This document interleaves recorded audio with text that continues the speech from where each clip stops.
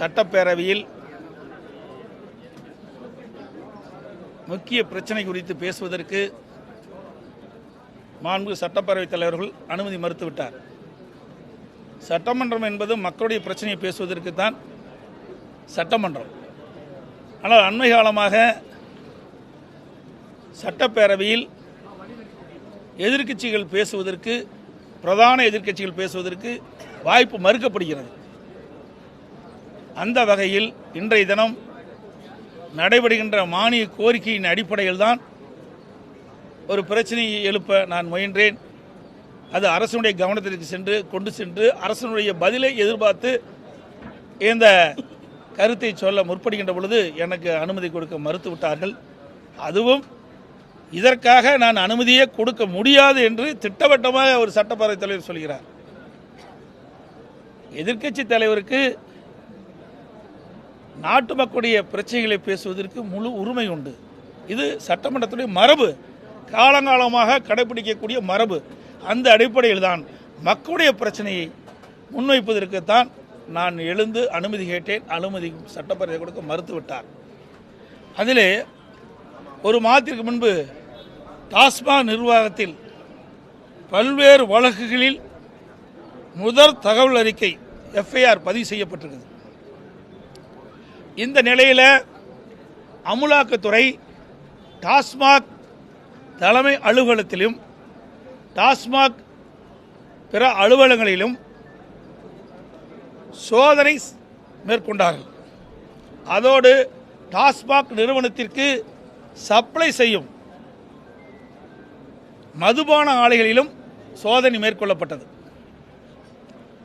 அமலாக்கத்துறை சோதனை செய்யப்பட்ட ஆவணங்களின் அடிப்படையில் பத்திரிகையிலே ஊடகங்களிலும் செய்தியில் வெளியிட்டார்கள்.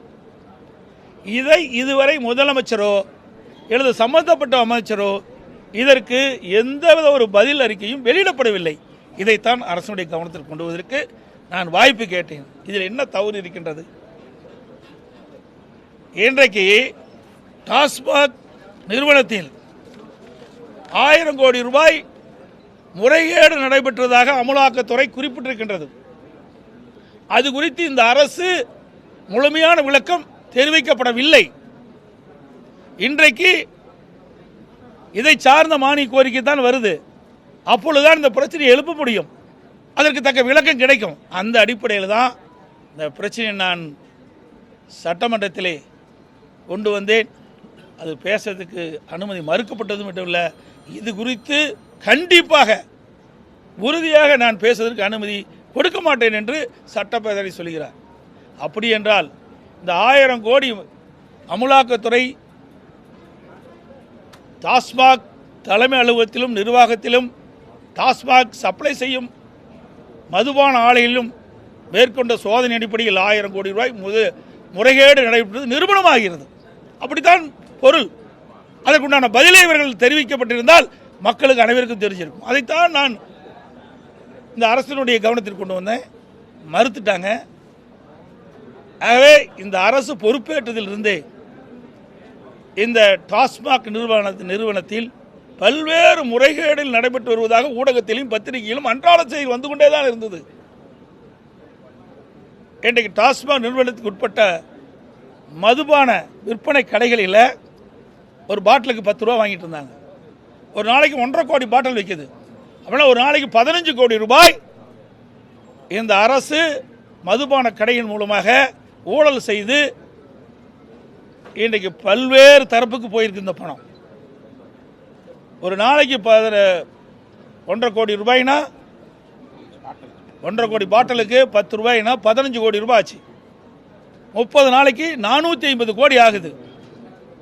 12 மாதத்துக்கு கிட்டத்தட்ட 5000 ஒரு 12 மாதத்திற்கு ஒரு வருடத்திற்கு 5400 கோடி இந்த மதுக்கடை விற்பனை மூலமாக இந்த ஒரு பாட்டிலுக்கு 10 ரூபா வசூல் செய்வது மூலமாக இந்த ஆட்சியில் 5400 கோடி ஊழல் புரிந்திருக்கிறதாக தெரிய வருகிறது. ஊடகத்திலையும் பத்திரிகையிலும் இதெல்லாம் வெளிச்சம் போட்டு காட்டினீங்க. நேற்றைய தினம் கூட டாஸ்மாக் ஊழியர்கள் ஒரு போராட்டம் நடத்திருக்கும் போது அதில் தெரிவிக்கிறாங்க, நாங்கள் வாங்கினது உண்மைதான், இதை நாங்கள் மட்டும் வச்சுக்கல, பல அதிகாரிகள் கொடுத்தோம், சம்பந்தப்பட்ட அமைச்சர் கொடுத்தோன்னு கூட உங்கள் தொலைக்காட்சியில் நான் பார்த்தேன். ஆக இதையெல்லாம் சட்டமன்றத்திலே பேசுவதற்கு வாய்ப்பு மறுக்கப்பட்டது என்பதை இந்த நேரத்தில் தெரிவிக்க விரும்புகின்றேன்.